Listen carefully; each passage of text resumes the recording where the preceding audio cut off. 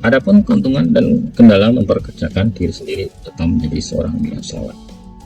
Keuntungan untuk memperkerjakan diri sendiri, pertama adalah kepuasan pribadi. Untuk sebagian orang, imbalan utama bekerja untuk diri sendiri adalah kepuasan pribadi.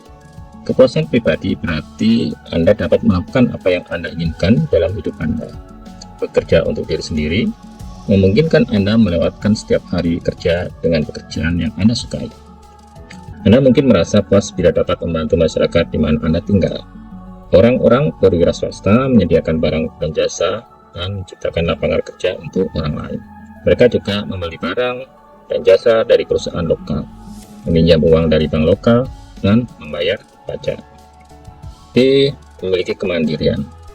Keuntungan lain menjadi seorang wirausahawan atau berwira swasta adalah memiliki kemandirian. Kemandirian berarti bebas dari pengawasan orang lain.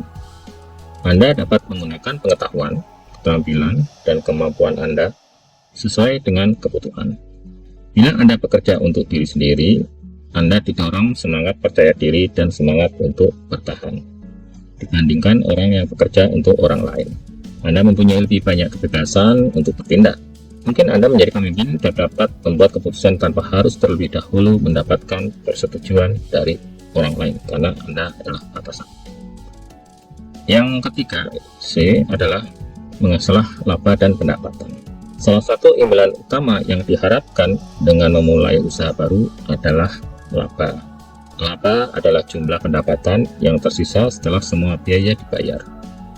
Laba adalah hak pemilik dari usaha. Karena bekerja untuk diri sendiri, Anda dapat menguasai penghasilan usaha Anda. Seringkali semakin banyak waktu dan tenaga yang dikerahkan untuk usaha, akan semakin banyak pendapatan yang dihasilkan.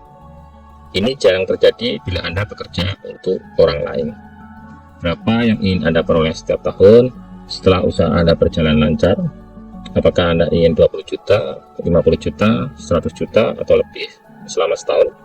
Menentukan besarnya pendapatan Anda penting karena berbagai jenis usaha mempunyai potensi pendapatan yang berbeda-beda. Contohnya, restoran cepat saji. Berbeda potensi pendapatannya dengan usaha manufaktur kecil. Memang sangat memotivasi untuk menetapkan sasaran tinggi. Misalnya 150 juta per tahun, itu biasanya bisa didapatkan dari beberapa usaha tertentu. Banyak jenis usaha mempunyai potensi keberhasilan dalam jangka panjang. Namun sebagian besar usaha tidak dapat menghasilkan laba dalam waktu singkat. Cara untuk menetapkan sasaran pendapatan pribadi adalah dengan bertanya kepada diri sendiri, berapa banyak yang dapat saya peroleh dalam 1 tahun dari sekarang? Jadi itu adalah suatu pertanyaan yang penting ketika kita akan membuka usaha. Yang keempat atau D, jaminan pekerjaan. Banyak usaha diciptakan oleh orang-orang yang mencari jaminan pekerjaan yang tidak dapat mereka temukan di tempat lain. Jaminan pekerjaan adalah kepastian dilanjutnya pekerjaan dan penghasilan. Orang yang bekerja untuk diri sendiri tidak mungkin dipecat atau diberhentikan atau dipaksa pensiun pada usia tertentu. Ya, itu seorang wirausahawan memang tidak ada batasan untuk pensiun. Bisa mau berhenti ketika usahanya sudah maju, ya pada saat waktu masih muda, atau bahkan sampai meninggal, ya usaha itu tetap dijalankan dan bisa diwariskan. Kelima, status. Status adalah istilah yang digunakan untuk menjelaskan peringkat sosial atau posisi seseorang. Orang-orang yang memperkerjakan diri sendiri menerima perhatian dan pengakuan melalui kontak dengan pelanggan dan penampilan publik. Akibatnya, mereka dapat menikmati status lebih dari pekerja lain. Yang berhubungan erat dengan status sosial adalah kebanggaan memiliki. Kebanyakan orang senang melihat nama mereka terpampang pada gedung, kendaraan, dan iklan. Semua orang hingga tingkat tertentu mencari status. Ada bisnis yang statusnya tinggi, ada yang statusnya rendah. Misalnya, pengumpulan sampah adalah bisnis dengan status rendah. Sebagian orang sangat berkepentingan terhadap status bisnis mereka, sebagian lagi tidak peduli mereka sama sekali. Status mungkin merupakan pertimbangan penting bagi Anda dalam memilih jenis usaha Anda. Kuncinya adalah memilih jenis usaha dengan status yang membuat Anda merasa nyaman. Terakhir adalah fleksibilitas. Orang yang menjadi wirausahawan mempunyai pilihan untuk memulai berbagai jenis dengan skala usaha yang tergantung kemampuannya.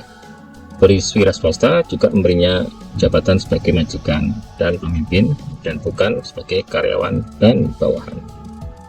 Demikian beberapa keuntungan memperkerjakan diri sendiri atau berwirausaha. Kemudian yang kedua adalah kendala memperkerjakan diri sendiri. Yang pertama adalah kemungkinan kehilangan modal yang ditanamkan. Salah satu risiko memperkerjakan diri sendiri adalah hilangnya modal yang ditanamkan. Yang dimaksud dengan modal yang ditanamkan adalah uang yang dipakai wirausahawan untuk memulai usahanya. Biasanya semakin berisiko suatu usaha, semakin besar potensi labanya. Jika usahanya berhasil, labanya akan tinggi. Tapi jika usahanya gagal, maka modal yang ditanamkan mungkin akan hilang. Wirausahawan kehilangan seluruh tabungan pribadi dan keluarganya yang dikumpulkan seumur hidupnya. Mungkin diperlukan waktu bertahun-tahun untuk membayar kembali ke bank, termasuk dan orang-orang yang meminjamkan uang kepadanya untuk memulai usaha tersebut. Kemudian yang berikutnya adalah pendapatan yang tidak pasti atau rendah. Kerugian lain memiliki usaha sendiri adalah kemungkinan pendapatan yang tidak pasti atau rendah. Tidak seperti gaji seorang karyawan, apa yang diperoleh biasanya akan bervariasi dari bulan ke bulan. Ini terjadi bahkan di perusahaan-perusahaan yang sudah mapan. Sekalipun Anda pendapatan, mungkin jumlah tidak cukup untuk memenuhi kebutuhan pribadi dan keluarga. Ini sering terjadi dalam 6-12 bulan pertama operasi Anda. Yang C atau ketiga, jam kerja yang panjang. Para wirausahawan tidak bekerja 40 jam seminggu.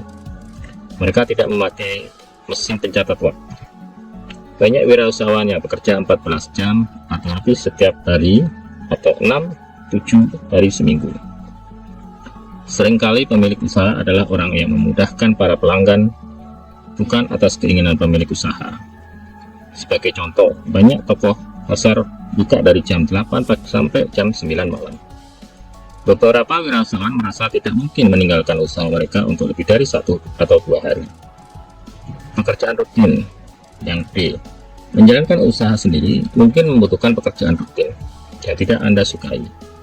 Anda juga perlu menjadi seorang yang serba bisa.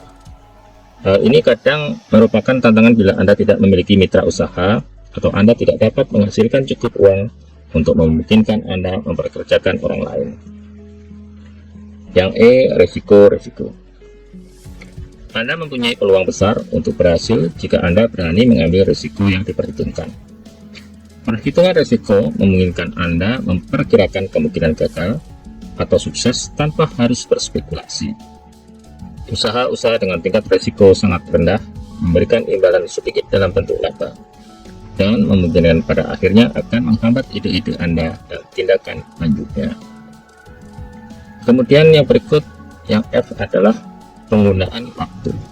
Memulai usaha kecil membutuhkan banyak kerja keras.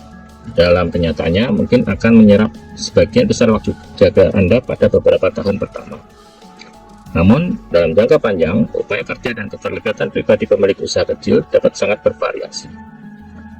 Dalam banyak usaha kecil yang sudah mapan, kegiatan sehari-hari diserahkan kepada seorang manajer. Tentukan berapa banyak upaya dalam keterlibatan pribadi yang ingin Anda berikan kepada usaha kecil Anda di masa depan. Mungkin Anda ingin terus terlibat penuh, atau mungkin Anda lebih senang terlibat separuh waktu, atau barangkali tidak mau terlibat sama sekali. Jadi bisa diatur, tergantung dari kesuksesan dari usaha Anda. Yang terakhir adalah kontak dengan orang lain. Bagaimana perasaan Anda bila bekerja dengan orang lain? Apakah Anda menikmatinya, atau Anda lebih suka bekerja sendiri? Atau mungkin di antara keduanya. Sesungguhnya ada 3 jenis kontak dengan orang lain di dalam bisnis kecil. Contohnya, kontak dengan pelanggan, kontak dengan karyawan, dan kontak dengan pemasok. Kebanyakan pemilik bisnis kecil tidak keberatan mengadakan kontak dengan karyawan dan pemasok karena mereka berada di pihak yang paling nyaman. Namun, hubungannya pemilik pelanggan sangat berbeda, bergantung kepada jenis usahanya. Misalnya dalam menjual real estate atau properti, keagresifan pribadi sangat penting. Jika Anda tidak menyukai penjualan personal atau personal selling, jangan memilih usaha yang membutuhkan pekerjaan seperti itu. Banyak jenis usaha yang tidak memerlukan pendekatan penjualan personal. Misalnya, dalam bisnis pengecer, penjualan yang sukses terlebih tergantung pada kualitas produk yang baik, harga wajar, dan iklan daripada kontak pribadi dengan pelanggan. Contoh yang ekstrim tentang penjualan yang tidak bersifat pribadi adalah penjualan melalui pos atau mail order melalui internet, di mana Anda tidak pernah bertemu dengan pelanggan. Pelanggan mengirim pesan dan pemiliknya mengirim barangnya, ya, seperti apa yang terjadi saat ini. Tinggal Anda pilih mana yang Anda sukai sehingga Anda merasa nyaman dalam melaksanakan pekerjaan atau usaha Anda tersebut.